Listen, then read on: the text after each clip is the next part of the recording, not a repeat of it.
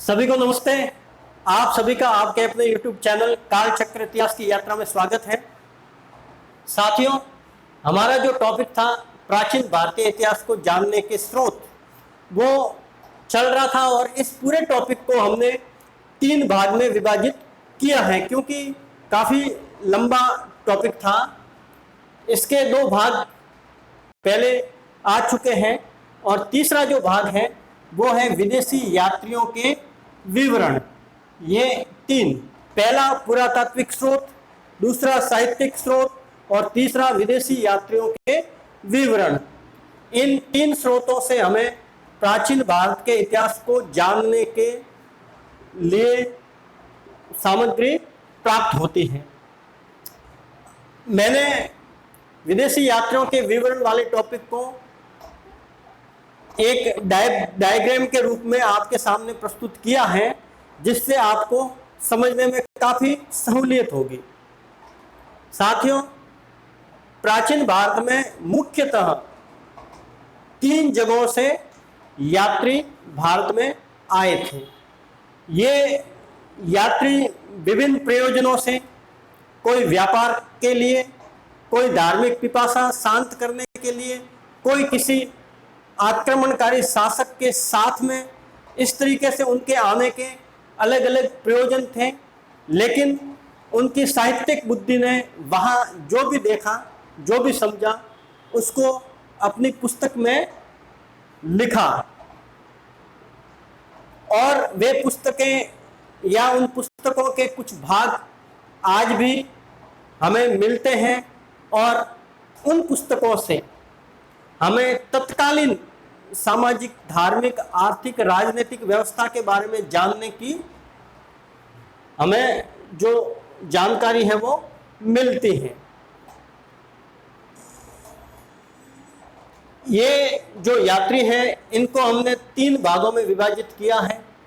पहले यूनानी रोमन यात्री जो है, इसमें विशेषतः यूनानी ही यात्री थे। दूसरे चीनी यात्री हैं और तीसरे हैं अरबी यात्री, यानी जो अरब से आए थे। सबसे जो पुराने भारत में आने वाले यात्री हैं वो यूनानी है, क्योंकि यूनानी साम्राज्य और रोमन साम्राज्य ये प्राचीन साम्राज्य हुआ करते थे और तत्कालीन रूप से काफ़ी उत्कर्ष पर ये साम्राज्य थे और यहाँ पर शिक्षा और ज्ञान का प्रकाश है वो भी काफ़ी पहले हो चुका था। इस यूनानी रोमन यात्री में मैंने मुख्यतः जो मुख्य यात्री थे उनका मैंने उल्लेख किया है और उसमें से कुछ ऐसे भी लोग हैं जो भारत में आए नहीं थे, लेकिन उन्होंने अपने ऐतिहासिक विवरणों में भारत के बारे में और भारत और अन्य देशों के बारे में, जो उनके संबंधों के बारे में अपनी किताबों में लिखा है, उससे हमें भारतीय इतिहास के पुनर्निर्माण में काफ़ी कुछ सुविधा मिलती है। सबसे पहले हम बात करते हैं हेरोडोटस। हेरोडोटस ने पुस्तक लिखी थी हिस्टोरिका। देखिए, यह पुस्तक महत्वपूर्ण है क्योंकि हेरोडोटस को इतिहास का पिता कहा जाता है। जो ऐतिहासिक विवरण है वो क्रमबद्ध रूप से और काफ़ी सुव्यवस्थित रूप से लिखने में जो शुरुआत है वो हेरोडोटस ने की थी। उसने अपनी पुस्तक लिखी थी हिस्टोरिका और यह यूनानी भाषा में है। इस हिस्टोरिका पुस्तक में भारत और फारस के संबंधों का विवरण है। साथियों, भारत में एक जो विदेशी आक्रमणकारी आया था जो काफ़ी प्रचलित है, उसका नाम, जिसको हम सिकंदर या अलेक्जेंडर नाम से जानते हैं। लेकिन आपको यह जानकर ताज्जुब होगा कि भारत के किसी भी विद्वान ने सिकंदर का उल्लेख अपने किसी भी साहित्यिक स्रोत में नहीं किया है। हमें सिकंदर के बारे में जानकारी यूनान के ही जो विद्वान और इतिहासकार थे उनसे मिलती है और उनके द्वारा छोड़े गए विवरणों से मिलती हैं। इसका मुख्यतः कारण यह कहा जा सकता है कि सिकंदर है वो पश्चिमोत्तर भारत के एक छोटे से हिस्से को जीतकर और कुछ समय वहां ठहरकर वापस चला गया था। भारत की जो मुख्य भूमि है गंगा घाटी और उसके आसपास के जो इलाके हैं वहां तक सिकंदर कभी आया ही नहीं और बाद में बहुत जल्दी ही 33 साल की उम्र में उसकी मृत्यु भी हो गई थी।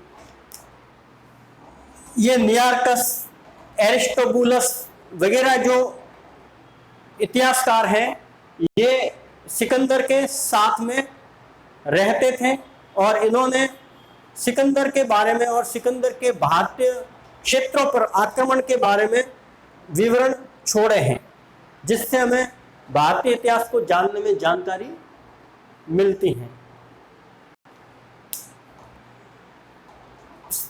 मेगास्थनीज उसके बाद नाम आता है मेगास्थनीज का, और इसके साथ साथ हम जिक्र करें तो डायमेकस और डायोनीसियस,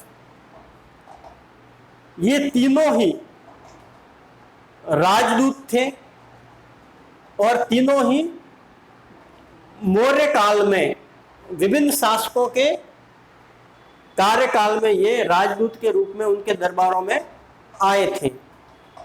इनमें मेगास्थनीज सबसे प्रमुख माना जाता है और यह मौर्य सम्राट चंद्रगुप्त के कार्यकाल में आया था।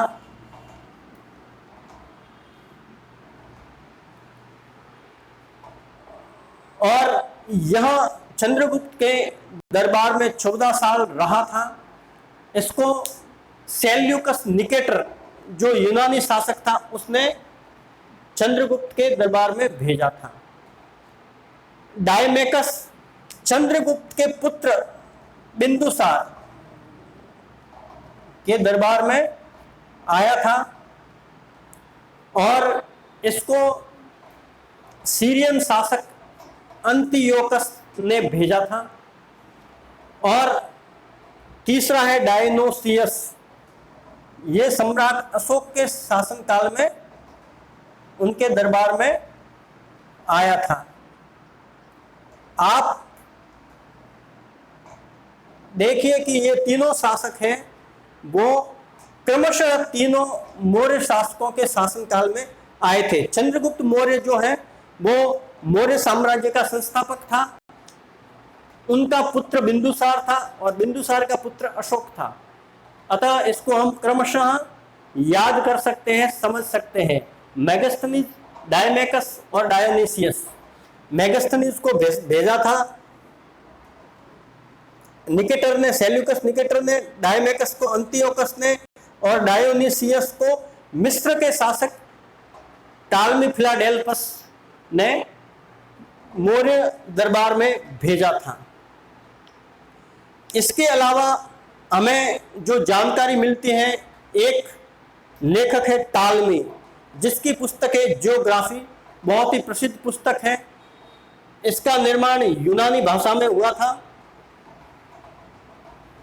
और भारत के बारे में काफी कुछ, भारत के भूगोल के बारे में काफी कुछ जानकारी टालमी की ज्योग्राफी से मिलती है।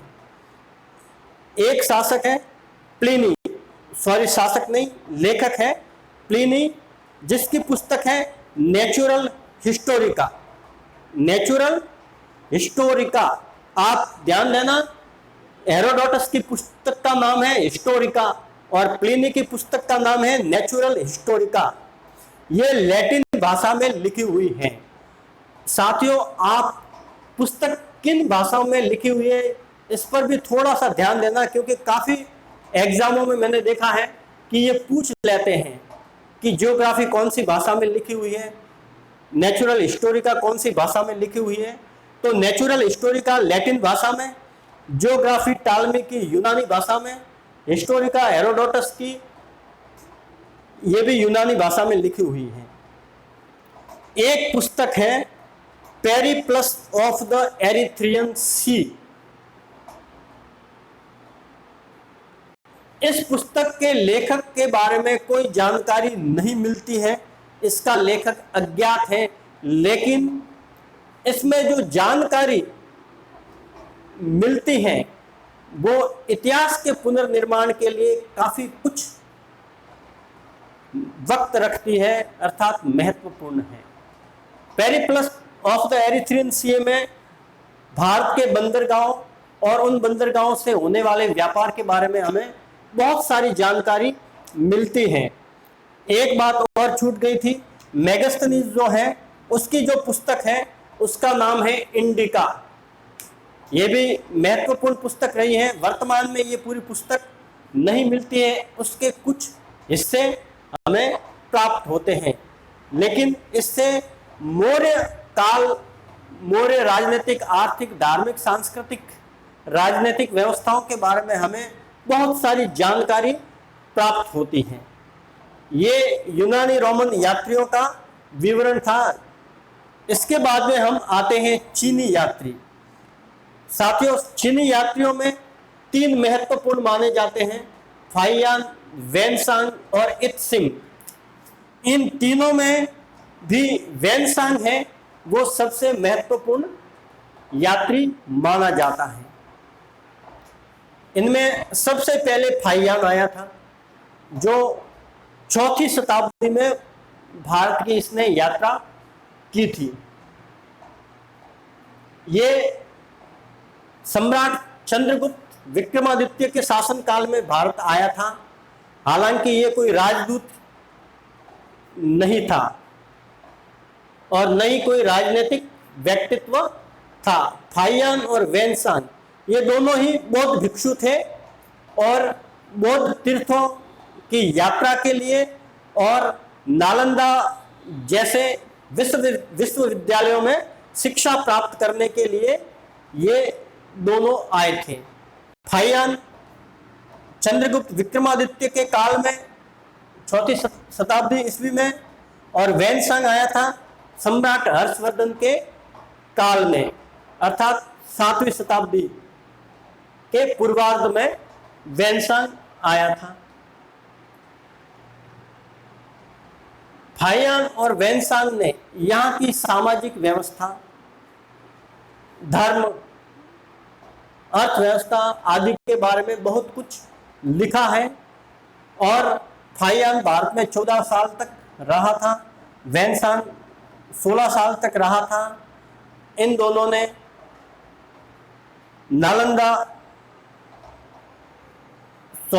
वैनसांग ने नालंदा में शिक्षा अर्जित की थी और यहाँ से ये काफी कुछ ग्रंथ भी बटोर कर ले गया था चीन, अपने देश चीन में। ये चीन से आए थे तीनों यात्री। वैनसांग की जो पुस्तक है जिसमें उसने अपने यात्रा वृत्तांतों को लिखा है उसका नाम है सियुकी।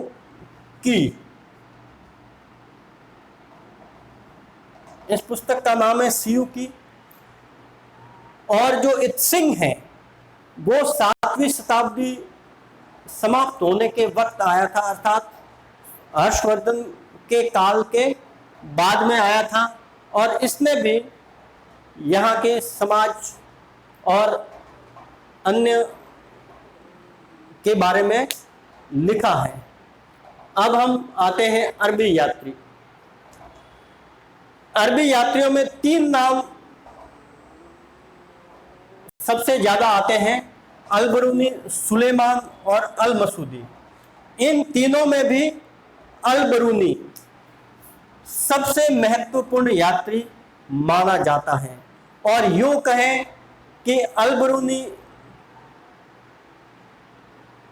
और वैनसांग